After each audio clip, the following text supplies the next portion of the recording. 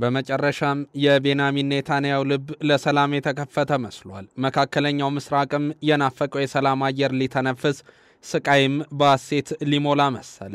ይህንን ሲናፍቁ የነበሩ በጥርጣሬያቸው ጎን ተስፋን ሰንቀው አዲሱን የሰላም ብልሽታ እንዲያዩ መከናወን ይሆንላቸው ዘንድም በጸሎት መትጋትን ጀምረዋል። መነሳትና መውደቅ መሳሳብና ጠላትነት የታየበት የአረቡ ዓለምና የጽዮናውያኑ ያመታት መካረርም ከዋሽንግተን ደጆች በተገኘ ዲፕሎማሲያዊ በረከት ማሰሪያውን ሊያገኝ ሁለቱን አዛውንቶች በአሜሪካ ምድር አገናኝቷል። አረቡ ዓለምም ሆነ ለፍልስጤም ያገርነት ዕውቅና የሰጡ ምዕራባውያንም በዚህ ተስፋን በጫረ ሰላም ሂደት ድጋፍ ሊያደርጉ ወደዱ። በእርግጥም ይህ 1092 ቀናት በኋላ በዛሽ ምድር የተሰማ የሰላም ወገግታም ሆኗል። አንቹ ታመጪው አንቹ ታሮጪው እንዲል ቢሉ ትራምፕ ወደው ለእስራኤል የሰጡትን የግፋ በለው ጦርነት እምነት ዛሬ ለውጠው ሰላም ሳይሻል አይቀርም ሲሉ ደግሞ መደመጥም መርጠዋል። የአሜሪካው ፕሬዚዳንት ዶናልድ ትራምፕና የእስራኤሉ ጠቅላይ ሚኒስትር ቤንያሚን ኔታንያሁ በእርግጥም አዲስ የጋዛ የሰላም እቅድን በተመለከተ ስምምነት ላይ መድረሳቸው ታውቋል። እኛ ሐማስን ከጋዛ ሳናጠፋ ከምድረገጽም ብናኝ ሳናደርገው በዛች ሰርጥ የሚደረግ ጦርነትን አናቆምም ሲሉ የነበሩ ሰውዬ ዛሬ ለሰላም መንበርከካቸውን አሳወቁ። አዎ ቤንያሚን ኔታንያሁ ሰላምን እንደሚፈልጉም ገለጹ። ኳታርን አጥብቀውም ይቅርታ ጠየቁ። የሁለቱ መሪዎች እቅድ ወታደራዊ ኦፕሬሽን በአፋጣኝ እንዲቆም እንዲሁም ሐማስ በ72 ሰዓታት ውስጥ 20 እስራኤላውያን ታጋቾችና የሞቱ ታጋቾችን አስክሬን እንዲያስረክብም ምክረ ሐሳብ የተሰጠበት ነው። በምላሹም በመቶ የሚቆጠሩ የታገቱ የጋዛ ነዋሪዎች የሚለቀቁ ይሆናልም ተብሏል። መሪዎቹ በዋይት ሃውስ ኦቫል ኦፊስ ውይይት ካደረጉ በኋላ በሰጡት መግለጫም ትራምፕ ለሰላም ታሪካዊ ቀን ሲሉ እቅዱን አሞካሽተውታል። ሐማስ በሰላም እቅዱ ማይስማማ ከሆነ ኔታንያሁ የጀመሩትን ሐማስ የማጥፋት ዘመቻን አሜሪካ እንደምትደግፍ የገለጹት ዶናልድ ትራምፕ ሐማስ ግን ለይቅርታ እንደማይረፍድበት አውቆ በጊዜ ለሰላም ስምምነቱ እጁን ይሰጣል ሲሉም ተሰምተዋል። ኔታንያሁ ሐማስ እቅዱን ካልተቀበለ ወይም ካልተገበረ እስራኤል የጀመረችውን ትጨርሻለች ሲሉም መዛታቸው ተሰምቷል። በእስራኤል ይዞታ ስር የሚገኘውን ዌስት ባንክን የሚያስተዳድረው የፍልስጤም አመራር ደግሞ ትራምፕ እያደረጉ ያሉትን ጥረት ቆራጥነት የተሞላውና እውነተኛነት ላይ የተመሰረተ ብሎታል። የፍልስጤሙ ዋፋ የዜና ኤጀንሲ ላይ በወጣው መግለጫም የፍልስጤም አስተዳደር በጋዛ የተከፈተውን ጦርነት ለማስቆም ከአሜሪካ ከቀጠናው ሀገራትና አጋሮቻችን ጋር በጋራ ለመስራት አሁንም ቁርጠኛ ነኝ ሲል ተቋሙ አስታውቋል። አስተዳደሩ ጦርነትን ከማስቆም በተጨማሪ ወደ ጋዛ ሰብአዊ እርዳታ እንዲገባ እንዲሁም የታጋቾችና እስረኞች ልውውጥ እንዲካሄድም እንደሚሰራ ገልጿል። የተባበሩት አረብ ኤሚሬትስ፣ ሳውዲ አረቢያ፣ ካታር፣ ግብጽ፣ ዮርዳኖስ፣ ቱርክ፣ ኢንዶኔዥያና ፓኪስታን በጋራ ባወጡት መግለጫም ትራምፕ የጋዛ ጦርነትን ለመክታት እያደረጉት ያሉትን ያላለሰለሰ ጥረት እንደግፋለን ብለዋል። ስምምነቱ እንዲተገበር ከአሜሪካ ጋር ለመተባበርም ዝግጁ ስለመሆናቸው ገልጿል። የሰላም እቅዱ የሁለት ሀገራት መፍትሄ መስጠት እንዳለበትና ጋዛ ከዌስት ባንክ ጋር ተሳስራ የጠቅላላው የፍልስጤም አስተዳደር አካል መሆን እንዳለባትም ሀገራቱ ገልጸዋል። ለተኩስ አቁሙ ስምምነት ቅርብ የሆኑ የፍልስጤም ምንጮች ደግሞ ሲገልጹ ዋይት ሃውስ ለሐማስ 20 ነጥቦችን አቅርቧል ነው ያሉት።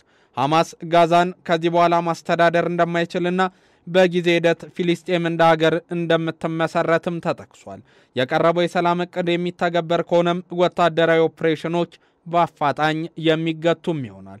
አሁን ያሉ የጦር ግንባሮች ባሉበት እንደሚቆዩና ቀድሞ ሁኔታዎች ከተሟሉ በኋላ ወታደሮች ለቀው እንደሚወጡም ይጠበቃል ነው የተባለው። ትራምፕ አዲስ ያወጡት እቅድ ሐማስ ጦሩን ፈቶ የመሳሪያ ማምረቻ ተቋማቱም ይወድማሉ የሚል ነጥብን የያዘ ሆኗል። በእርግጥም በአረቡ ዓለማት ዘንድ መወደድና ምስጋናን የተረፈላቸው ዶናልድ ትራምፕ ከዚህ በፊትም 100 የሚሆኑ በዓለም የተፈጠሩ ችግሮችንና ጦርነቶችን አስቆም ያለው ሲሉ በተባበሩት መንግስታት ድርጅት አትሮኖስ ፊት የተናገሩት እኛ ወርቃማው ጸጉር ሽማግሌ ዛሬ ደግሞ አዲስ ሐሳብን ይዘው መጥተዋል። በእርግጥም ይህንን ሳደርግ ታሪካዊ የሆነ ስምምነት እንደሚሆን አልጠራጠርም ይላሉ ንግግራቸውን ሲጀምሩ።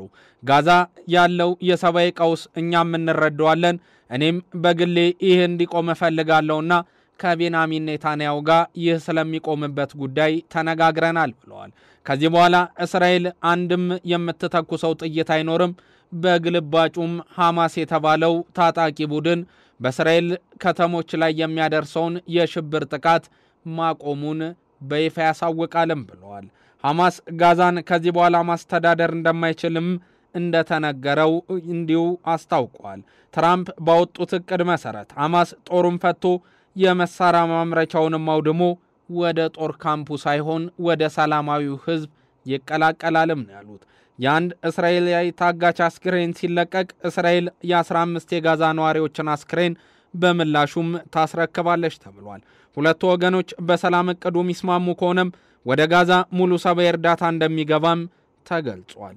አሜሪካ በቀጣይ ጋዛን ማን ያስተዳድራል በሚለው ላይ የወጠነችውን እቅድም እንዲሁ እንዳስቀመጠች ተገልጿል። ጋዛን በጊዜያዊነት ከፖለቲካ ነፃ የሆነ ኮሚቴ እንደሚመራት እንዲሁም አዲስ ዓለም አቀፍ የሽግግር ጊዜ ተቆጣጣሪ አካል አስተዳደሩን እንደሚከታተልም ተገልጿል። ይህ ተቆጣጣሪ አካልን ደግሞ የሚሾሙት ራሳቸው ዶናልድ ትራምፕ ስለመሆናቸው ነው የተነገረው። የቀድሞ የዩናይትድ ኪንግደም ጠቅላይ ሚኒስትር ቶኒ ብሌር የዚህ ተቆጣጣሪ አካል እንደሚሆኑም ይጠበቃል ነው የተባለው። የአውሮፓና መካከለኛው ምስራቅ መሪዎች አሜሪካ የጋዛ ጦርነትን ለማስቆም ያቀረበችውን የሰላም እቅድ እንደሚደግፉም እንዲሁ አስታውቀዋል። ፕሬዚዳንት ዶናልድ ትራምፕ ሐማስ ስምምነቱን መቀበል አለበት ያሉም ሲሆን ይህንን ይቀበል ዘንድ እኛም ግፊት ማድረግ አለብን ሲሉ የአረብ ሀገራቱ ተደምጠዋል። ሐማስ በ72 ሰዓታት ውስጥ 20 እስራኤላውያን ታጋቾችና የሞቱ ታጋቾችን አስክሬን እንዲያስረክብ ምክረ ሐሳብም እንደቀረበለት እንደዚሁ ተነግሯል። ነገሩን በቅጡ የመረመሩ ወገኖችም በእርግጥ በመካከለኛው ምስራቅ አሁን ያለውን የሰላም ድባብ ለማስቀጠል ሐማስና የእስራኤል መንግስት ቁጭ ብለው መነጋገር አማራጭ የሌለው አማራጭ እንደሆነ ሊረዱ ይገባልም ብሏል። ሁለቱ አካላት ቁጭ ብለው የሚነጋገሩበት መንገድ በእርግጥም የሰላም ድባብን ለመመለስ አይነተኛና አስቻይ ሚና እንደሚጫወትም እንደዚሁ ገልጸዋል። አውሮፓውያን አሁን የሁለት ሀገርነት ዕውቅናን ከመስጠታቸው ጎን ለጎን በዛ ሰርጥ ያለው ሰብአዊ ቀውስ እንዲቆም በትራምፕ በኩል የተወሰደውን እርምጃም ሲደግፉ መግለጻቸውን ለማስተዋወቅ ደቂቃዎች እንዲባክኑባቸው አልፈለጉም። የፈረንሳዩ ፕሬዚዳንት ኢማኑኤል ማክሮን ፈረንሳይ ጦርነቱ እንዲቆምና ታጋቾች እንዲለቀቁ ለመተባበር ዝግጁ ናት በማለት ድጋፋቸውን ገልጸዋል።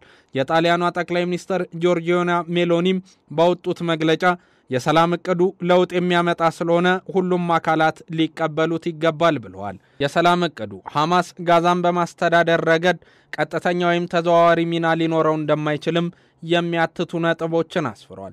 አብዛኛው የእቅዱ ክፍል አሜሪካ ጋዛን መልሶ ለመገንባት የወጠነችው የምጣኔ ሀብት እድገት ላይም ያተኮረ እንደሆነ ተጠቁሟል።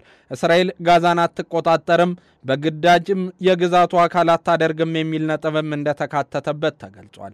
የሰላም እቅዱ ሲተገበርም የእስራኤል ጦር ጋዛን ለቆ እንደሚወጣ ነው የዶናልድ ትራምፕ የስምምነት ነጥብ ያሰመረበት። አሁን ላይ እስራኤልና ሐማስ ተስማምተው በእርግጥም የሰላም አየር በአካባቢው ላይ እንዲነፍስ የማድረግ ሚናቸውን ይጫወታሉ ወይስ ይህ በጭላንጭል የበራ ሰላም ተስፋ መልሶ ይጨልም ይሆን? ጊዜ ሁሉንም የሚያሳየን ይሆናል።